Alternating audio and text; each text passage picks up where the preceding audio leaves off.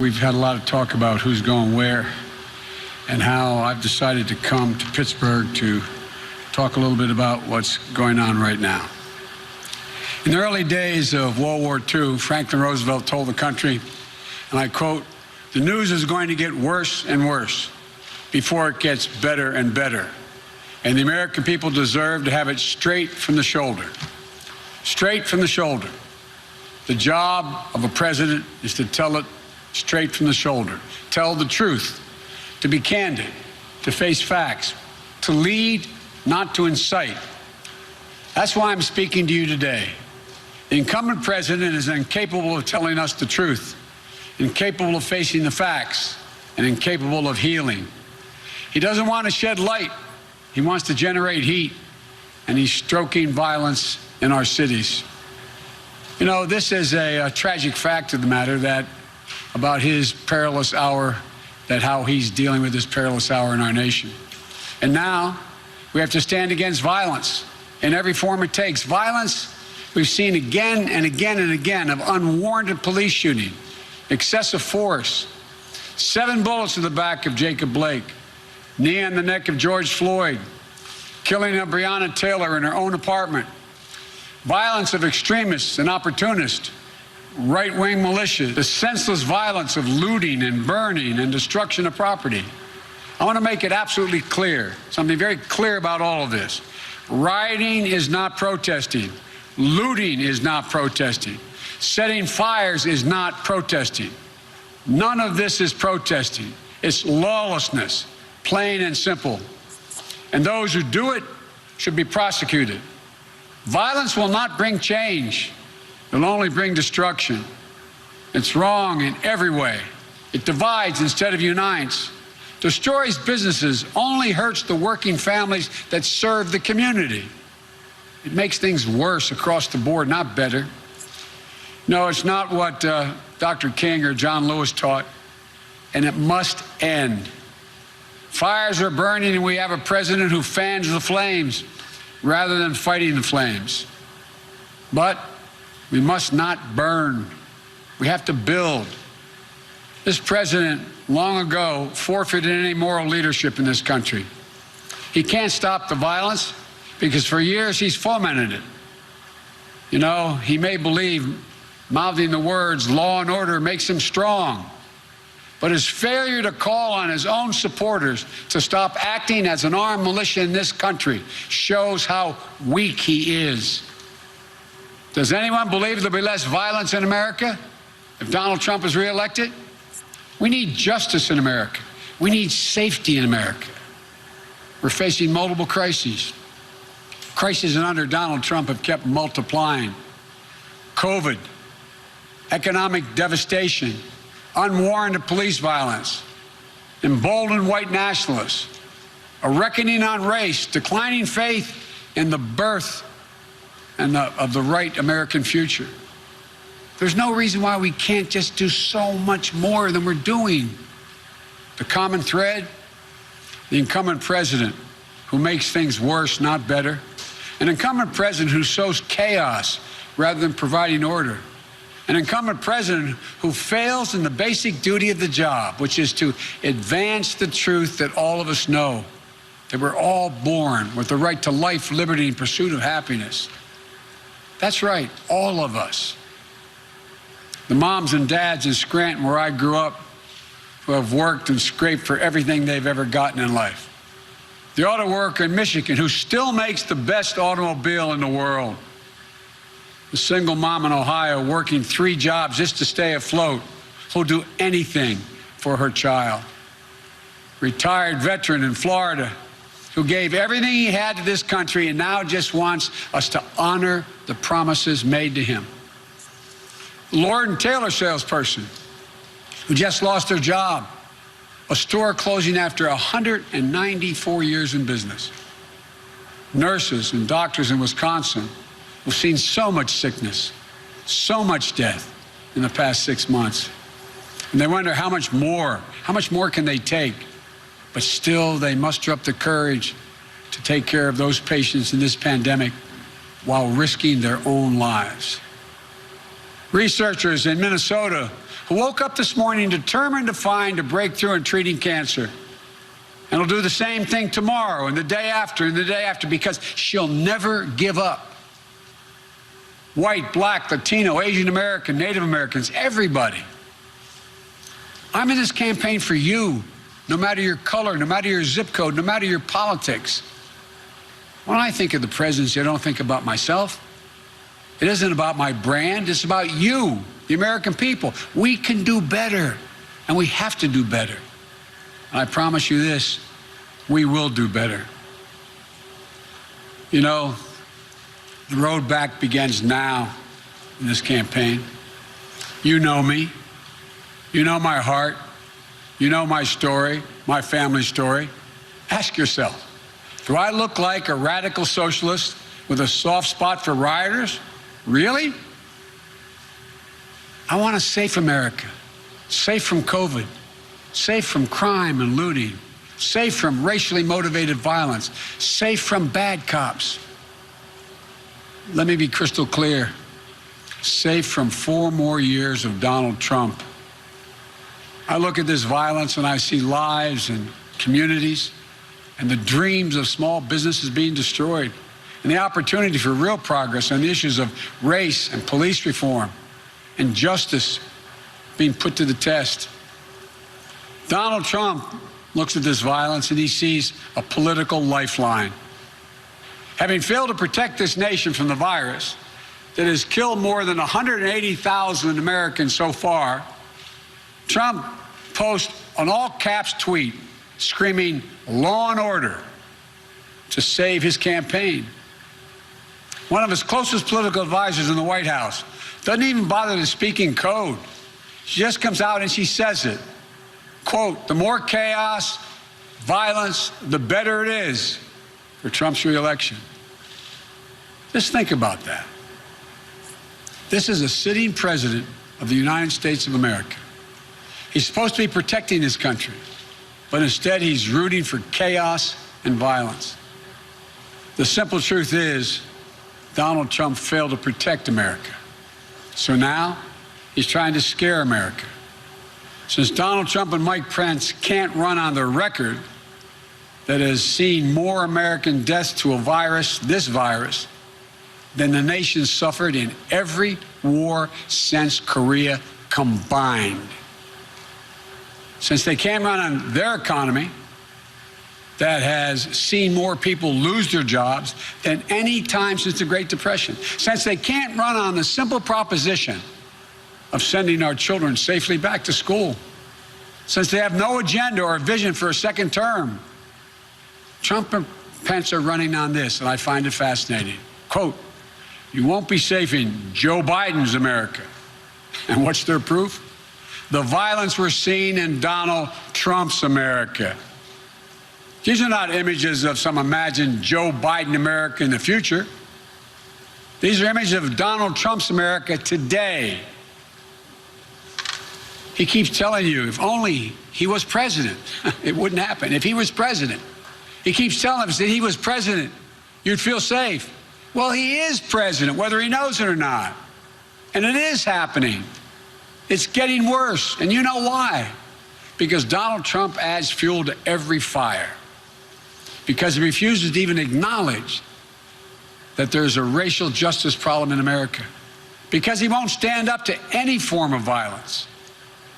He's got no problem with right-wing militia, white supremacists, and vigilantes with assault weapons, often better armed than the police, often in the middle of the violence at the protesters and aiming it there. And because tens of millions of Americans simply don't trust this president to respect their rights, to hear their concerns, or to protect them. It doesn't have to be this way. When President Obama and I were in the White House, we had to defend federal property. We did it. We didn't see it. You didn't see us whipping up fears around the deployment of secret federal troops. We just did our job, and the federal property was protected. When President Obama and I were in office, we didn't look at cities as Democratic or Republican run. These are American cities. But Trump doesn't see himself as president for all of America. Frankly, I believe if I were president today, the country would be safer and we'd be seeing a lot less violence. And here's why. I have said we must address the issue of racial injustice. I've personally spoken to George Floyd's family and to Jacob Blake's family. I know their pain, and so do you. I know the justice they seek, and so do you. They've told us none of this violence respects or honors George or Jacob. I believe we can bring these folks fighting for racial justice to the table. I've worked with police in this country for many years. I know most cops are good, decent people. I know how they risk their lives every time they put that shield on and go out the door.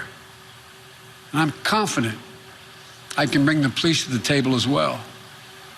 I'd make sure every mayor and governor had the support they needed from the federal government, but I wouldn't be looking to use the United States military against our own people. If I were president, my language would be less divisive. I'd be looking to lower the temperature in this country, not raise it.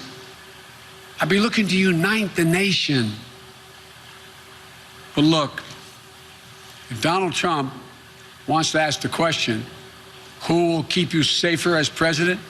Let's answer that question. First, some simple facts. When I was vice president, violent crime fell 15% in this country. We did it without chaos and disorder. And yes, we did it with Democratic mayors in most of the major cities in this country. The murder rate now is up 26% across the nation this year under Donald Trump. Do you really feel safer under Donald Trump? COVID has taken this year, just since the outbreak, has taken more than 100 years. Look, here's the lives, when you think about it, more lives this year than any other year for the past 100 years. More than 180,000 lives in just 6 months. An average of 1,000 people dying every day in the month of August. Do you really feel safer under Donald Trump? Mr. Trump, you want to talk about fear? Do you know what people are afraid of in America? They're afraid they're going to get COVID. They're afraid they're going to get sick and die. And that is in no small part, it's because of you. We're now on track to more than 200,000 deaths in this country due to COVID. More than 100,000 seniors have lost their lives to the virus.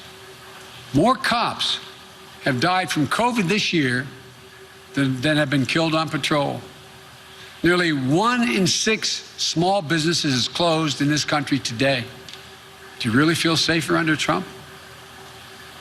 What about Trump's plan to destroy the Affordable Care Act? And with it, the protections for pre-existing conditions that impacts more than 100 million Americans. Does that make you feel safer? Or how about Trump's plan to defund Social Security? The Social Security Administration's chief actuary just released a report saying that if a plan like the one Trump is proposing goes into effect, the Social Security Trust Fund would be, and I quote, permanently depleted by the middle of calendar year 2023, with no ability to pay benefits thereafter. Put it plainly, Trump's plan would wipe out Social Security, period. You feel safer and more secure now? The fear that reigns under this president doesn't stop at our shores. The Kremlin has put bounties on the heads of American soldiers. And instead of telling Vladimir Putin that there'll be no putting up with this, that there'll be a heavy price to pay if they dare touch an American soldier, this president doesn't even bring up the subject in his multiple phone calls with Putin. Been reported that Russian forces just attacked American troops in Syria, injuring our service members. Did you hear the president say a single word? Did he lift one finger? Never before has an American president played such a subservient role to a Russian leader. It's not only dangerous, it's humiliating and embarrassing for the rest of the world to see. It weakens us. Not even American troops can feel safer under Trump. Donald Trump's role as a bystander in his own presidency extends to the economic plan and pain, the plan he doesn't have and the pain being felt by millions of Americans. He said this week, and I quote, "You better vote for me or you're going to have the greatest depression you've ever seen." Does he not understand and see the tens of millions of people who've had to file for unemployment this year so far? The people who won't be able to make next month's rent payment? The people who lost wages while the cost of groceries have gone up dramatically? President Obama and I stopped the Depression in 2009. We took a bad economy that was falling and turned it around. Trump took a good economy and drove it back into the ditch. Through his failure to get COVID under control, his failure to pull together the leaders in Congress, his failure to deliver real relief to working people, has made our country economic situation so much worse than it had to be. When we talk about safety and security, we should talk about basic security of being able to look your child in the eye and tell them everything's going to be okay. Don't worry, honey, we're not going to lose our home. We're going to be able to put food on the table. It's going to be okay. It's the job of the president. I've laid out an agenda for economic recovery that will restore a sense of security for working families. We won't just build things back the way they were before. We're going to build them back better with good-paying jobs, building our nation's roads, bridges, solar arrays, windmills, with investments in our health care and child care workers so they get the pay and dignity they deserve while easing the financial burdens on millions of families. With a clean energy strategy that is a place for the energy workers right here in Western Pennsylvania. I am not banning fracking. Let me say that again. I am not banning fracking, no matter how many times Donald Trump lies about me. This future, the future, that's what this is all about. You know, we hear Donald Trump's self-centered rants and riffs, but the voice of Americans should be heard. The one you should listen to is Julia Jackson, the mother of Jacob Blake. Hers is a voice of courage, character, and wisdom. In looking at the damage that has been done in her city, she said, quote, "The violence and destruction doesn't reflect my son or my family." These are the words of a mom, a mother, whose son had just been shot 7 times in front of his children, badly injured, paralyzed, perhaps permanently. And even as she seeks justice for her son, she's pleading for an end to the violence and for this nation to heal. She said she was praying for her son. Then she said something to me that surprised me. She said she was praying for all police officers. She said she was already been praying for America even before her son was shot. She's publicly asked all of us to examine our hearts. Citizens, elected officials, the police, all of us. And then she said this, quote, "We need healing. More than anything, that's what we need to do as a nation. We need to heal. The current president wants you to live in fear. He advertises himself as a figure of order. He isn't. And he's not been part of the solution thus far. He's part of the problem. The problem that I, as president, will give you my all resolve to stop. I'll deal with the virus. I'll deal with the economic crisis. And I'll work to bring equality and opportunity to everyone. We've arrived at a moment in this campaign we all knew, including the press in front of me, knew we'd get to. The moment when Donald Trump would be so desperate he'd do anything to hold on to power. Donald Trump has been a toxic presence in our nation for 4 years, poisoning how we talk to one another, poisoning how we treat one another, poisoning the values this nation has always held dear, poisoning our very democracy. Now, in just a little over 60 days, we have a decision to make. Will we rid ourselves of this toxin? Or will we make it a permanent part of our nation's character? You know, as Americans, I'm confident we believe in honesty and decency, treating everyone with dignity and respect, giving everyone a fair shot, leaving no one behind, giving hate no safe harbor, and demonizing no one. We up to now always recognize there's something bigger than ourselves as we're about. Trump doesn't seem to believe in any of that. Look, I've said it before and I'll keep saying it. America's an idea. It's the most powerful idea in the history of the world. And I believe it beats in the hearts of the people of this country. All men and women are created equal. And they deserve to be treated equally. Trump has sought to remake this nation in his image, selfish, angry, dark, and divisive. This is not who we are. At her best, America has always been, and if I have anything to do with it, will be again generous, confident, an optimistic nation, full of hope and resolve. Donald Trump is determined to instill fear in America.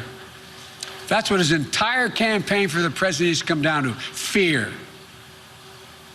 But I believe Americans are stronger than that. I believe we'll be guided by the words of Pope John Paul II, words drawn from the scriptures. Be not afraid. Be not afraid. Fear never builds the future, but hope does. And building the future is what America does, what we've always done. In fact, it's what we have done best and continue to do best. This is the United States of America. There's not a single thing beyond our capacity when we decide to do it together. So let's get together. I want to thank you all. May God bless you, and may God protect our troops. I'm Egberto Willies, host of Politics Done Right, an independent news program. I post several news videos of interest every day. I ask you so kindly to subscribe to my channel, and please leave me some comments. Thank you very much.